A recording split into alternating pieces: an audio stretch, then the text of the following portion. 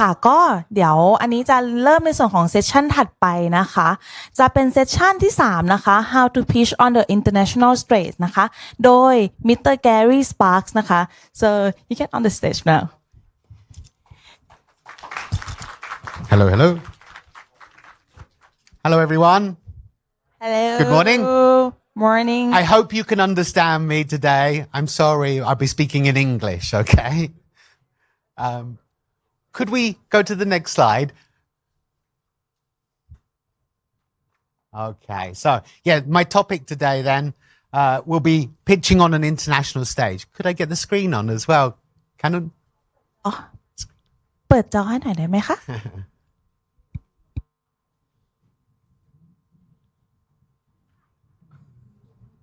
Oh, okay. As you can see, my name is Gary Sparks.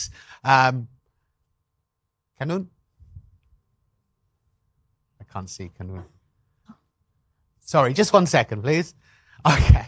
ครูนะคะ We're just sorting some technical issues. Oh, don't look. It's a surprise. Okay, so I was born in England. I come from London. I've actually lived in Bangkok for many years, a surprising number of years. I've been here for 20 years already. No, there's no slides yet. I'll just tap dance or something for a moment. So yeah, I've been living here for a very long time. I worked at the Monk Studios for 10 years as a scriptwriter, as a story developer, and during that time also I went to pitch projects on the international market at Annecy, Asian Animation Summit, and had a lot of experience pitching animation projects on for Monk Studios. I'm just waiting on the slides now. Okay. Next, please.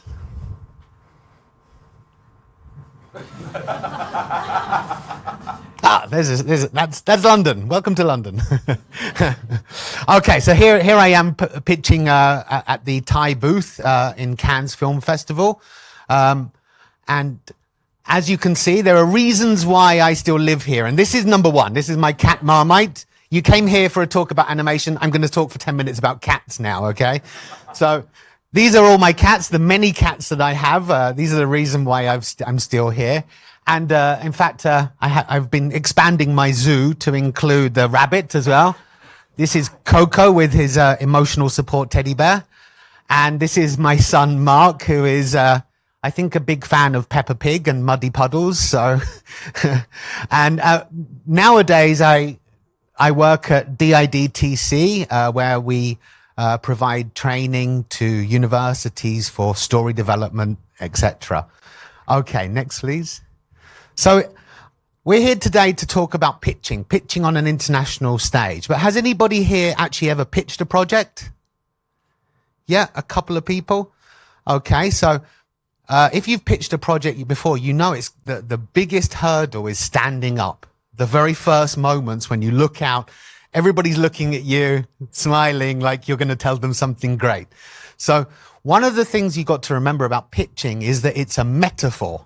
And the metaphor comes from baseball.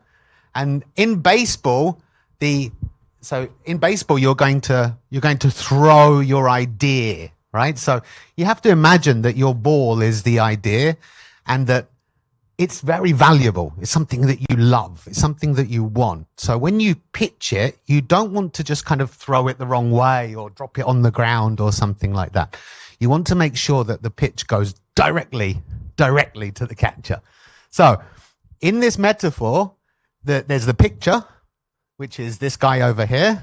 There's the catcher, the guy in the middle, and there's the hitter on the right-hand side. So when we're pitching ideas, who do we want to have the ball? The catcher, not the hitter, right? So you are the pitcher.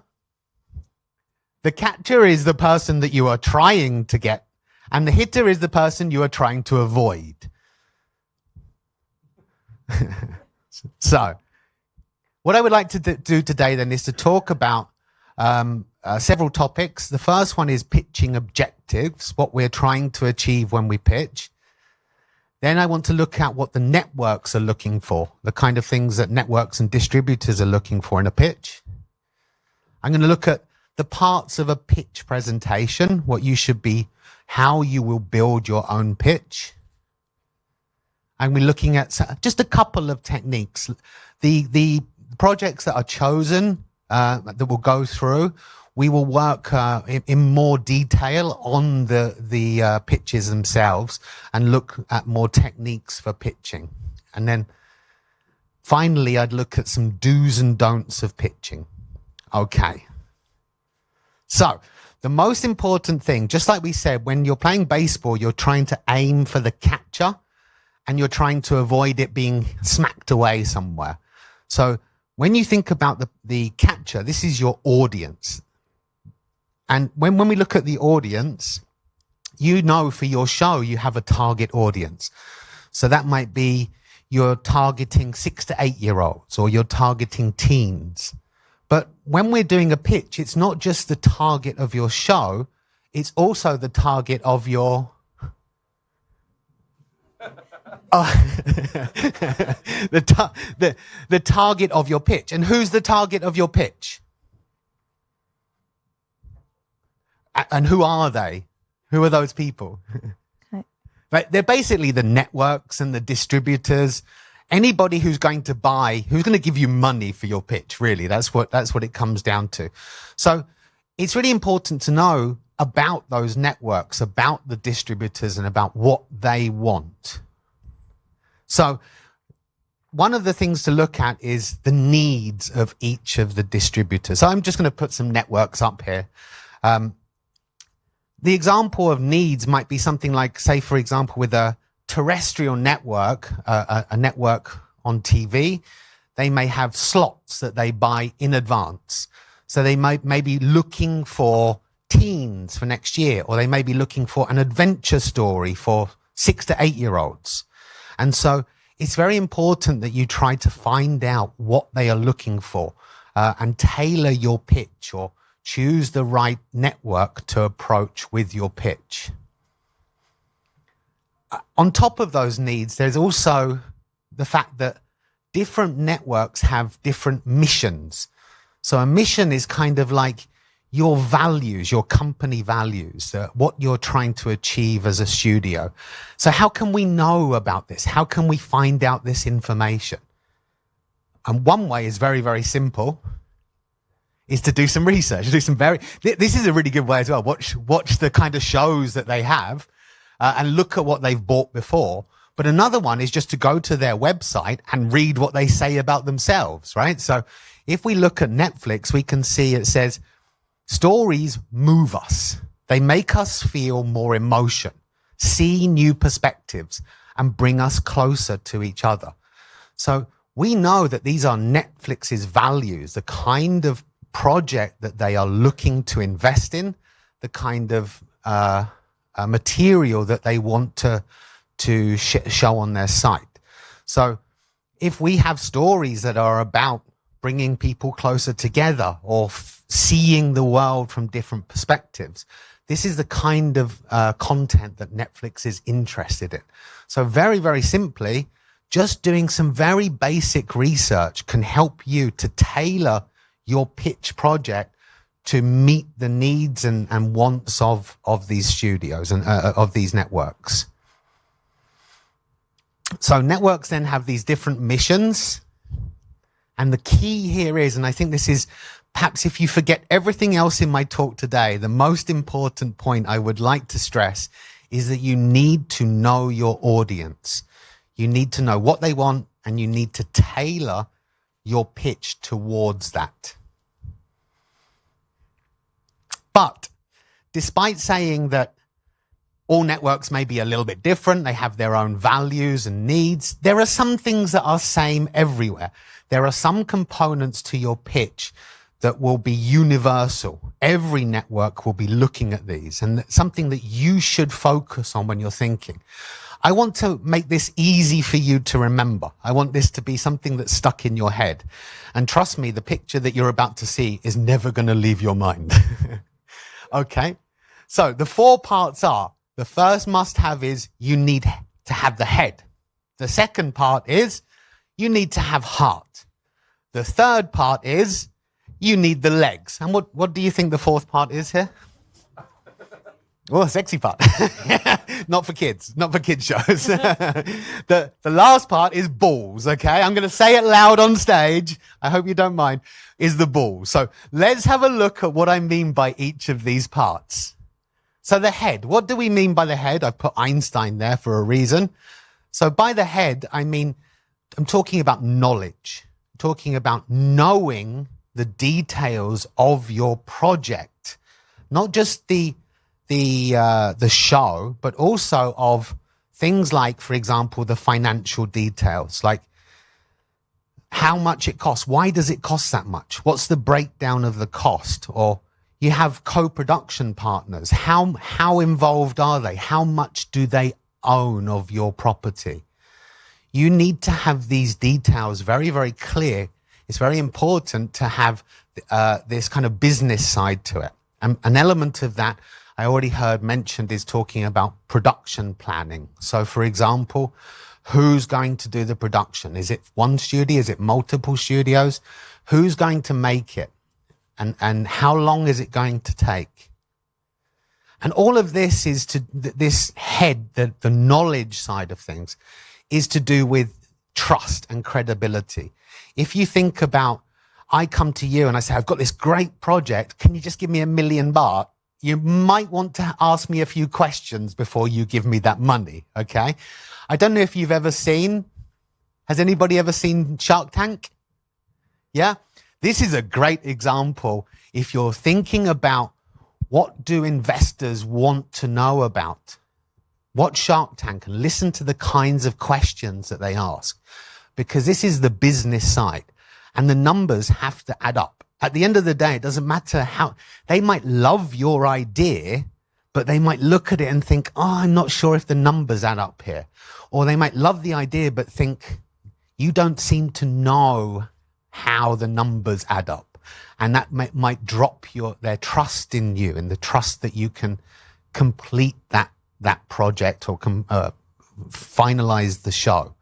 So it's very, very important to have this kind of information ready and be prepared to talk about it.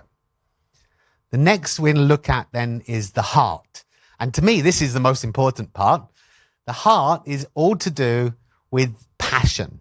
You have to have passion for your project. There's no point coming in and going, oh, I've got this show for 12-year-olds. Yeah.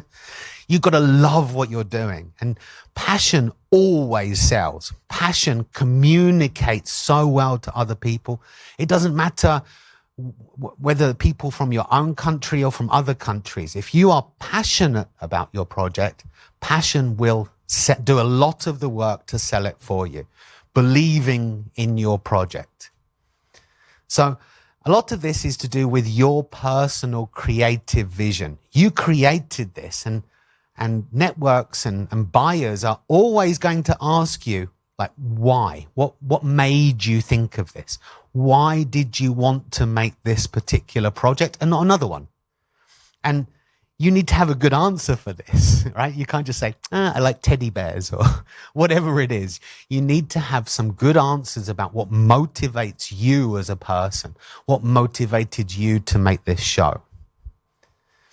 And some of these elements are to be able to talk about the characters in your show, because characters are vital to the development of the characters. The relationships between the characters are what's going to be interesting to most studios. So I've had this very, very many times where some of the first questions that come up are to ask more about the characters and to understand the motives and feelings of the characters. This is great. If networks start asking you these questions, it means they're interested. If they don't ask you questions, they're probably not interested. But when they do ask you, it's important that you have the answers. It's important that you know about your own characters and what they desire in life, what they're afraid of, what's their strengths and weaknesses. So last thing is also to talk about themes. So just as we saw with Netflix's page, it says about their values, about bringing people together and seeing new perspectives.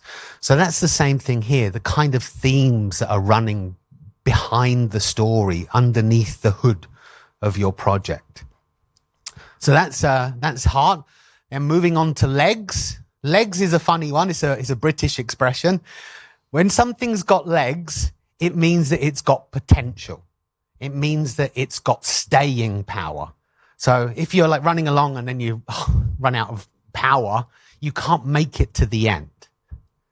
So the question is like you have this great idea and you show it to somebody and they're like, wow, that's awesome. But how many episodes is that going to work for? Is that going to work for 10 episodes?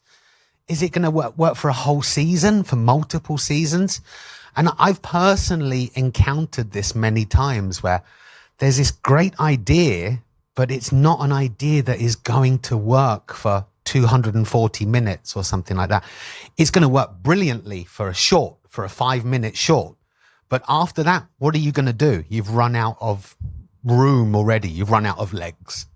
So legs is about the potential of your story and your project.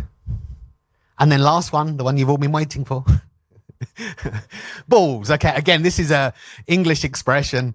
So when something's got balls, it's prepared to take risk.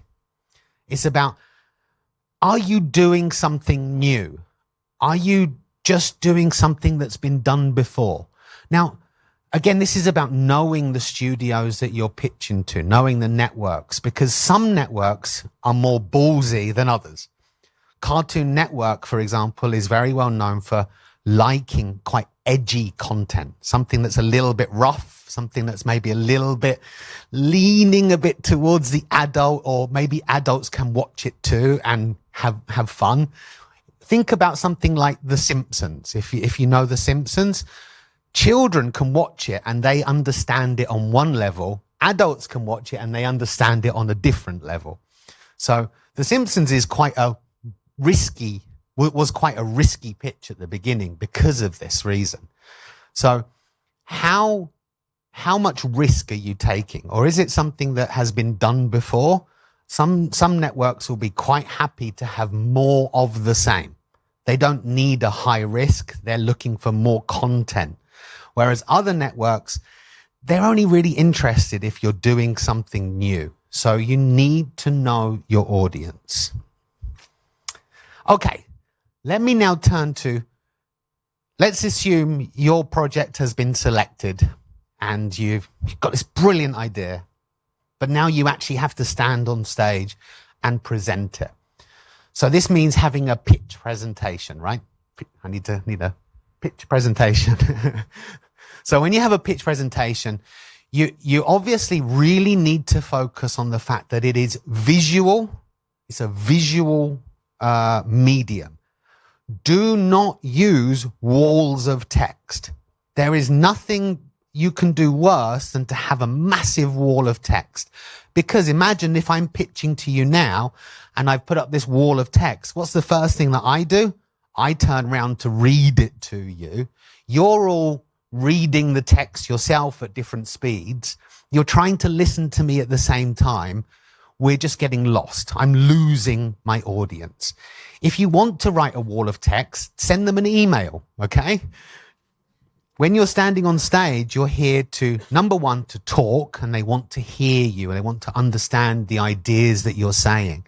But they also want to see beautiful graphics. They want to be inspired. They want to see striking visual designs that can inspire them, that tell them what the show is going to be like. So the visuals will also set the tone. This is a lot to do, obviously, to do with graphic design. So when you're doing your pitch presentations, if you are not a graphic designer, as I'm not, as you can see from my terrible pictures, it's always great to have an artist like some people that I know at the back who always helped me to create really good pictures. Thank you very much for all your help over the years.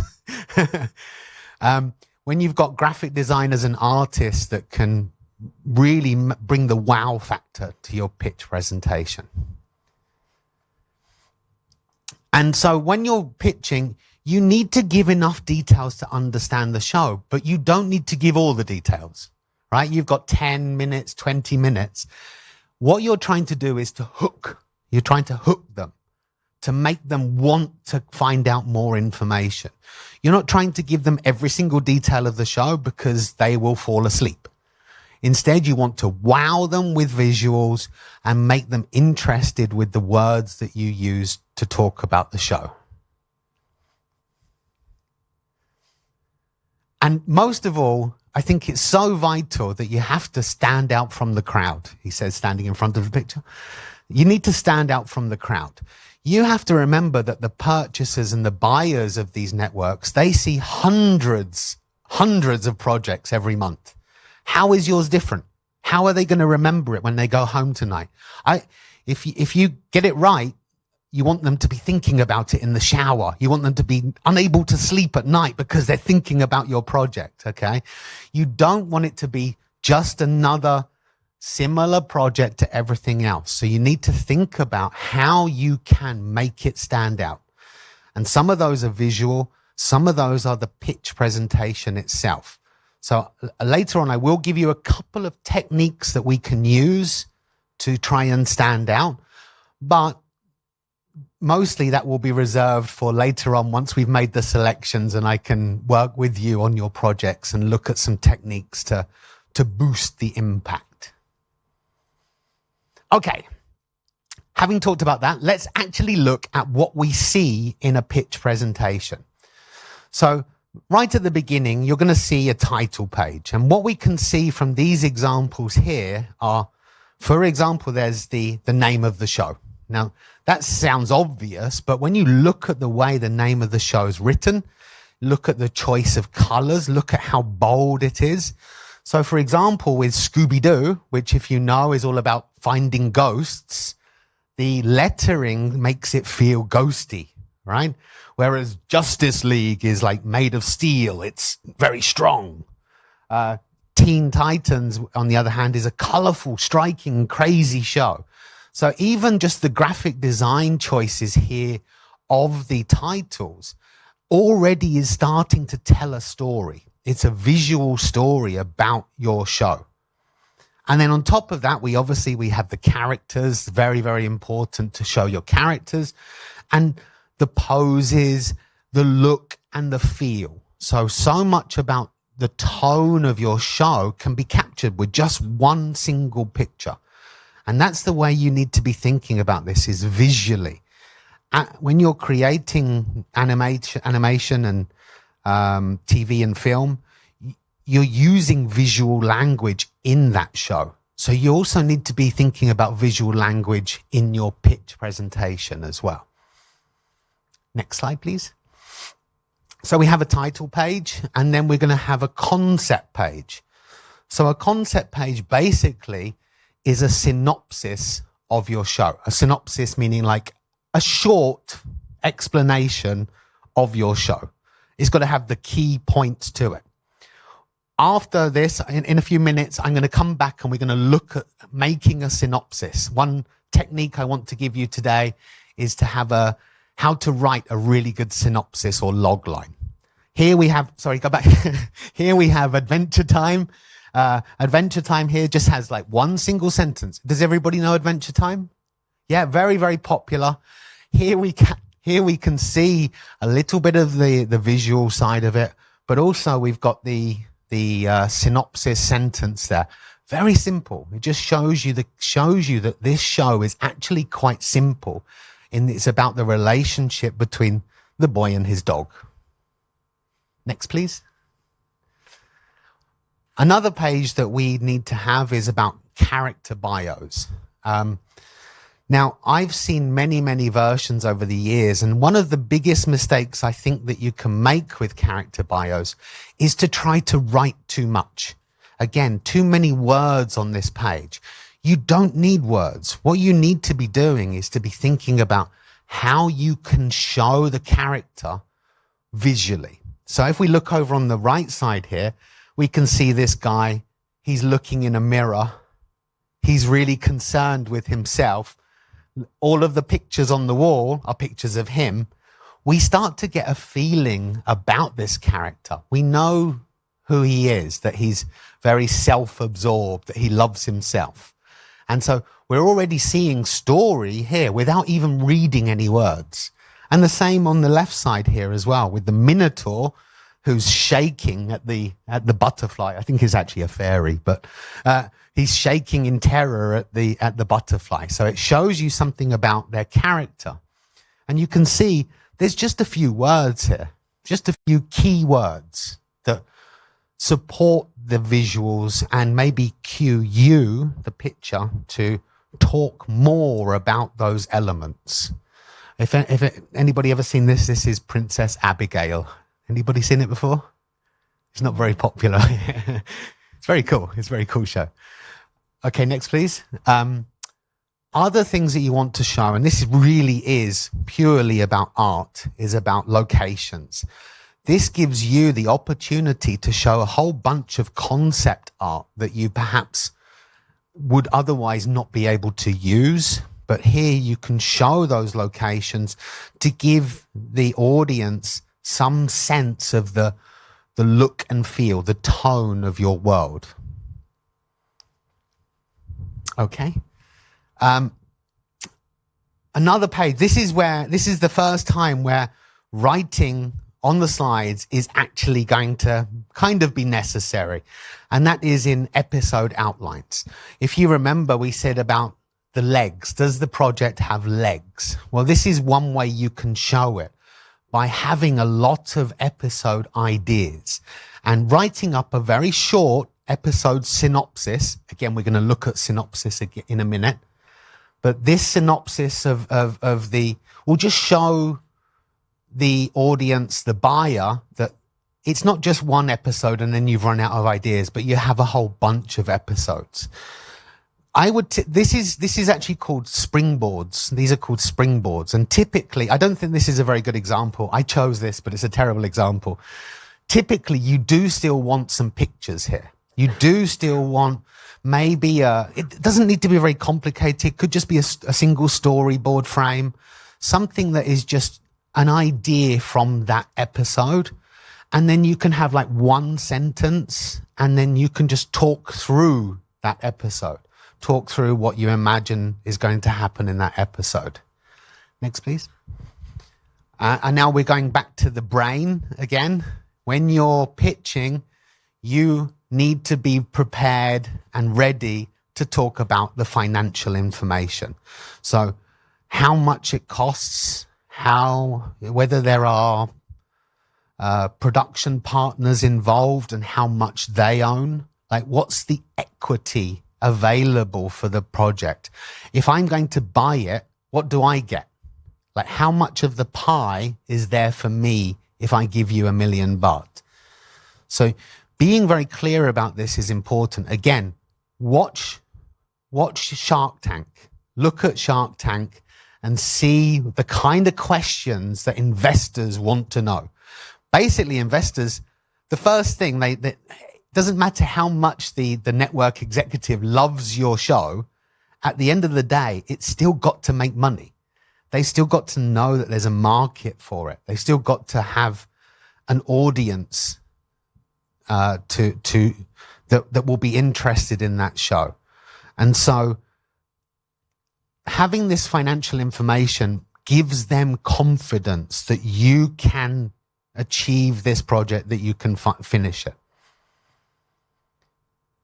Similarly, the same kind of principle works for production as well. So having ideas about how long it's going to take to make your show, how much is involved in it, knowing the breakdown is vital to improving their trust and confidence in you assuming that they love your idea, but now they're also ready to invest in you and your project. Okay, so these are all elements of the pitch presentation that you will need to prepare to pitch at somewhere like the Asian Animation Summit. And last but not least is the creative team. People often miss this, but it's strange. In this industry, networks do care. They're really interested in who you are, what motivates you. Why did you create this project? Like, what's your passion? So they want to know about the creatives. They want to know about their experience. They want to know what motivated them to do this. And, you know, again, it's all about that passion. It's about communicating your ideas. So when you have a creative team, you'll probably also maybe make a creative statement or creative vision statement explaining why you chose to do this. For example, you know, if you are making a preschool show and you have kids yourself, then maybe that's the reason. You're like, oh, I was watching TV and I couldn't find anything that I was comfortable with my child watching. So I wanted to make a soft, loving family show for kids. This tells your audience about your motivations. Okay, so that's all for the pitch presentation side. Let's talk then about this synopsis. I want to give one practical thing to do today. I don't want to just talk. People are already falling asleep, I'm sure. So anybody know what an elevator pitch is? Does anybody know what an elevator pitch is? Anybody heard the expression? Yeah? Shout out.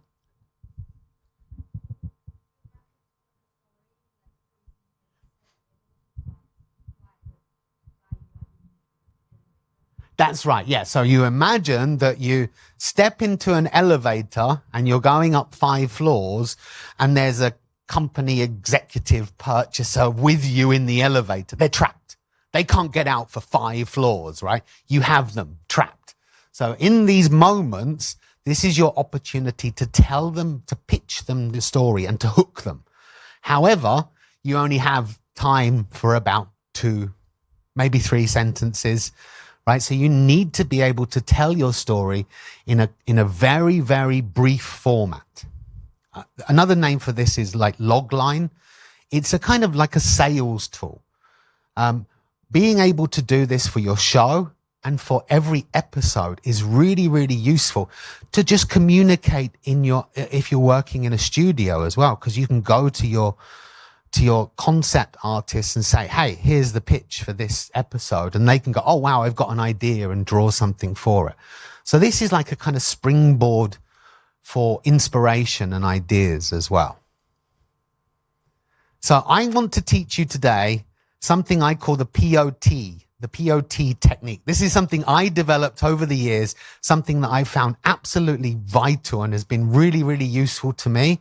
And when we've used this in the studios I've worked in, it's kind of helped everybody as well to communicate the ideas better. So POT, P stands for protagonist and problem. Let's just quickly check. What's a protagonist? The main character, yeah? So it could be more than one main character, but typically one character. So you've got a protagonist and you've got a problem. So the problem may be their own problem internally, or maybe some events happening in the world, like the plot, causing some problem. Then you have O, you have the objective and obstacles. So your protagonist has an objective. There's something they're trying to achieve, but there are things in the way. There are things stopping them from getting there. All of those obstacles are part of the drama and tension of the story. They're the things that, if it was like, I want to climb this mountain, and then you just took one step and you're on the top of the mountain, it's not a very dramatic kind of story, is it? So you need things blocking the protagonist, stopping them from achieving their goal easily, to make it seem like a struggle or that it's something worthwhile doing. And then finally, you have threat and theme. So the threat is basically if your protagonist doesn't achieve their objective, what will happen? What's the consequences of failure? And the theme is, we already talked about like the missions from the networks. Themes are things like the underlying message, what you really want to talk about. It might be you want to talk about family, or you want to talk about love, or you want to talk about any of a number of topics that could be underlying the story and each of your stories. For example, you often find in younger cartoons, there'll be values being taught, such as working with other people or sharing together. So these themes underneath it are important to understand the meaning of the story, the context of the story. So this is my POT technique, and you may think you've come here just to sit back, take osmosis, take in all of this information, but I'm going to challenge you now to actually use your brains. Okay, so reminding you there, you've got the protagonist, objective, threat. If we can look at the first one, these are blurbs taken from films. Okay, so the first one, blacksmith Will Turner joins forces with Captain Jack Sparrow to rescue the love of his life, who has been kidnapped by undead pirates, believing that sacrificing her can free them from their curse. Next. After being bitten by a genetically modified spider, a shy teenager gains spider-like abilities that he uses to fight injustice as a masked superhero and face a vengeful enemy. Last one. A beautiful stranger leads computer hacker Neo to a shocking truth. An evil computer intelligence has enslaved humanity. Rebelling against the machines, Neo must confront the agents, super powerful computer programs devoted to stopping Neo and crushing humanity once and for all. Okay, what I want to do, you can chat together, you can work by yourself, you can do it all together as a whole group if you want to. Look for the protagonist, problem, objective, obstacles, threat, and theme in these blurbs. I'll give you 2 minutes. Feel free to talk. คุยกันได้นะคะลองหาดูว่าอันไหนเป็นตัวละครหลักproblem objective obstacle stress และ theme ของสิ่งนี้นะคะ2 นาทีนะคะไม่ต้องเครียดนะคะ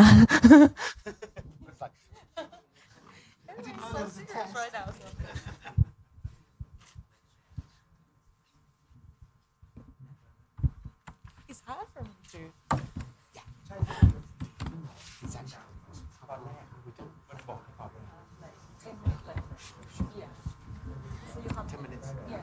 and then the Q&A. No. I'm gonna do it. Have to do it. Okay. Yeah, but it's quite hard.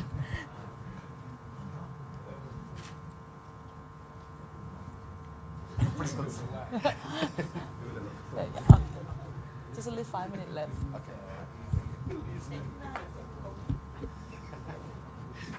Everybody suddenly became really stressed. ทุกคนไม่ต้องเครียดนะคะ Okay, I'll put you out of your misery then. Well, could you go to the next slide? Okay. Hit this. Sorry. So, as we can see then, we're talking about protagonists. I think you probably got the Will Turner was the protagonist. What's his problem? His girlfriend's been kidnapped. Or the love of his life. It's not his girlfriend in the film, but she's been kidnapped. So what's the objective? To rescue her. And what's the obstacles? Well, undead pirates are pretty big obstacles all in all. And then there's a threat here, right? The threat is that she will be killed. If he doesn't succeed in rescuing her, she may die. And finally, the kind of feeling, the thematic element there is something to do with love and the length that you will go to for love. Next one, please. So same principle here. The protagonist in, I guess everybody knows that's Pirates of the Caribbean. And this one? Spider-Man, yeah. So a shy teenager. The problem, we don't really see a problem here. Maybe shy is one of his problems, right? It actually is in 2002 version, yeah. His objective is to fight crime and to defeat final boss, and the threat is the enemy. It says vengeful enemy. In fact, that's kind of the theme of this as well, is revenge. Because if you remember, Spider-Man, his uncle dies, and that's what sort of starts him on the crime fighting. So there's a lot about revenge. There's themes of revenge in this. Okay, and the last one, this is a bit longer. So the protagonist is computer hacker Neo. Try not to fall off. And the I put the wrong color on there. Sorry. The problem isn't that he's rebelling. The problem is that there are these computer agents, right? His objective is to rebel against them, but the obstacles are that they have basically like superpowers, although they're just computer programmed artificial intelligence.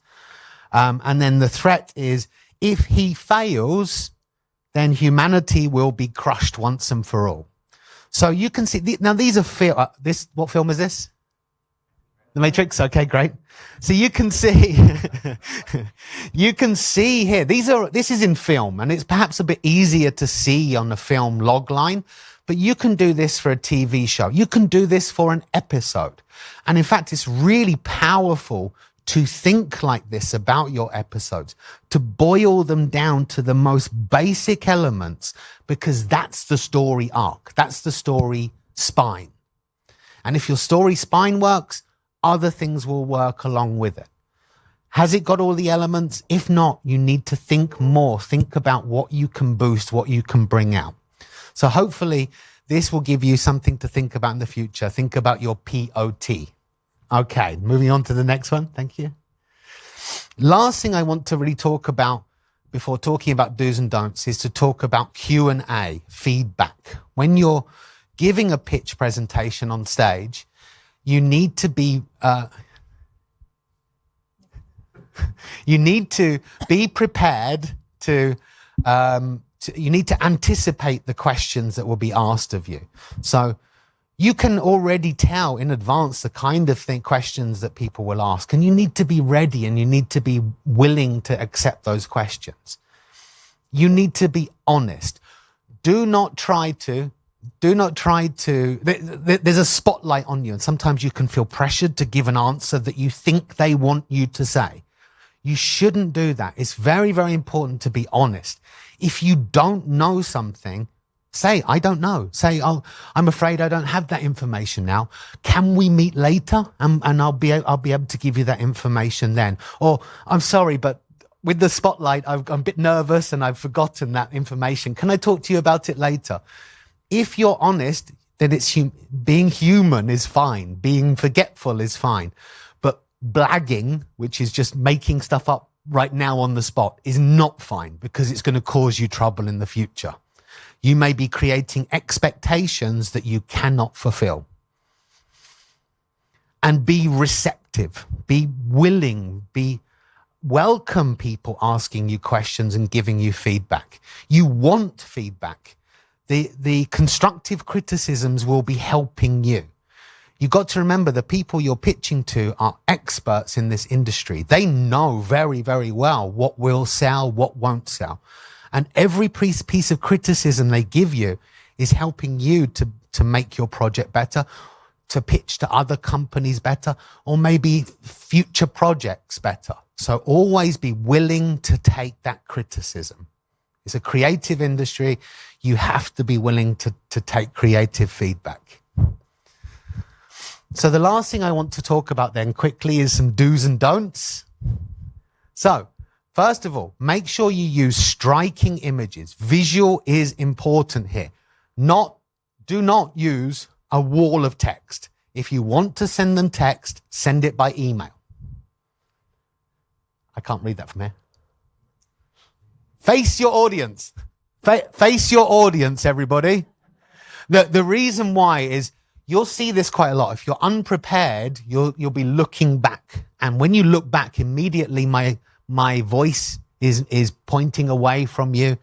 You don't know where to look. You're looking up here, you're looking at me, your brain is a little bit kind of busy and confused. So don't read your slides. It's bad practice. Know what your slides are and be prepared to talk around them. He says, not being able to read his slides from here. So the next one is about passion, right? So show it. Don't be afraid to show your passion. Don't be shy. If you love what you do, loving your work is going to make people feel excited along with you. Okay. Don't talk too fast. This is very difficult, I'm sure, for you.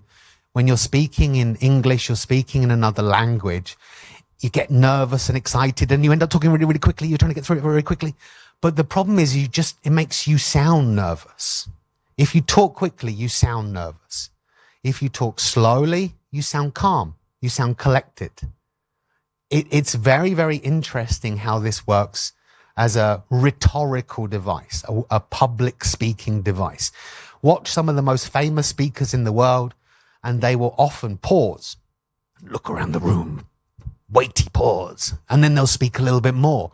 It gives your audience time to think about what you're saying.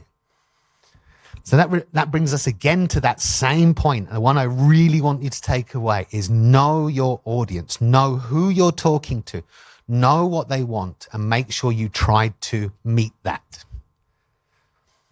But don't forget that really ultimately you are here talking to them for business. That still has to be the main focus. The creative stuff is very, very important, but at the end of the day, this is a business exercise and that you should be presenting it as such. Okay, the last ones will jumble together. He says, having to read his slides. So don't be afraid to share your personal experiences. Share what motivates you. People in this industry always say they want to know more about creators. When you are talking on an international stage, it's obviously very important to be aware of cultural differences, to be inclusive. It can be a problem when you present groups of people in maybe a negative way. And I'll say this, I mean, in this room now, maybe more than half of us here are female. And film and TV has a bad history of the way it has presented women in the past. And so you still see it today. I've seen many shows that are pitched to me and they've got 3 characters and 2 of them are boys and they're tough and strong and they're adventurous and they're brave and they want to do all this. And the girl, she's scared and she doesn't like this. Oh, and this one girl, there's only one girl being shown here and she's all these negative things. You have to think hard about how you are presenting your characters and what kind of message that's giving. Okay, next one, please. Oh. On top of that, though, I want you to remember not to be too hard on yourself. If you make mistakes, it's fine. We all do. This is how we learn because we feel stupid and we have to do it better next time. But everybody that you're talking to, all of your audience, they were all standing here once as well, and they made mistakes, right? They're not going to judge you based on your mistakes. If your English is not very good, don't worry. It's an international market. Half the people their English isn't their first language either. Don't worry if your English isn't perfect. Passion is more important than grammar. Don't ignore feedback. These people are the experts in the field, and what they tell you is very, very valuable. Don't take criticism personally.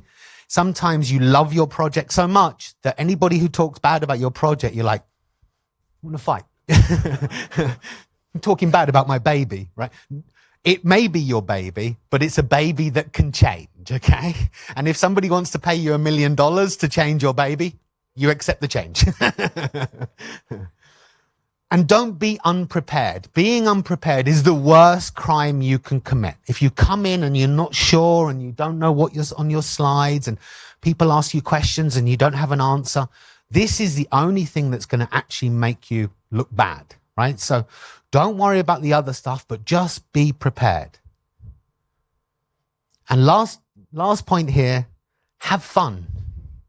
If you're enjoying yourself, that will communicate to people as well. If you're having fun, they'll be having fun too.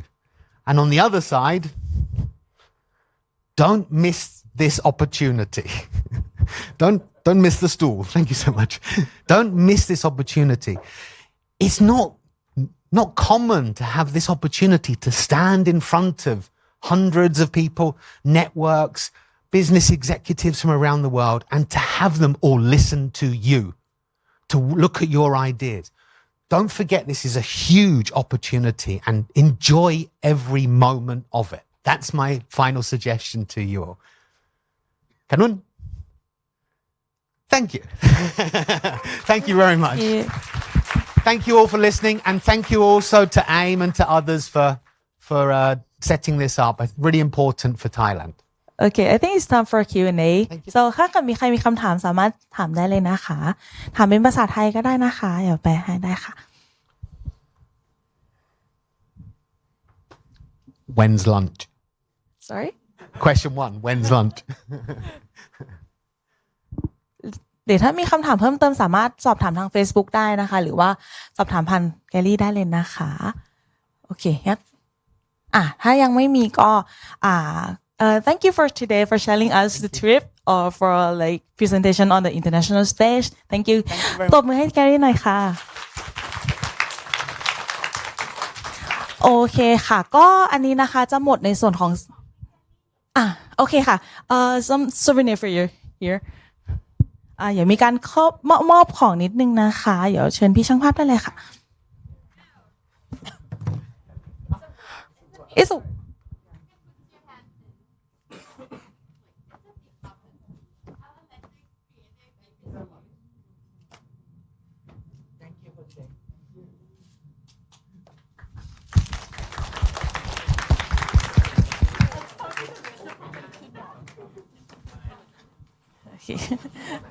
โอเคค่ะก็เซสชั่นของตอนช่วงเช้าจบแล้วนะคะก็เดี๋ยวเราจะมีพักเบรก1 ชั่วโมงนะคะทางทีมงานมีในส่วนของว่างให้นะคะหรือว่าถ้าจะไปทานแถวนี้ก็มีร้านอาหารอร่อยๆแถวนี้เยอะแยะสามารถไปทานได้เลยนะคะแล้วเดี๋ยวเรากลับมาเจอกันตอนบ่ายโมงครึ่งอีกทีหนึ่งนะคะจะเริ่มในส่วนของเซสชั่นที่4นะคะโอเคค่ะขอบคุณมากนะคะ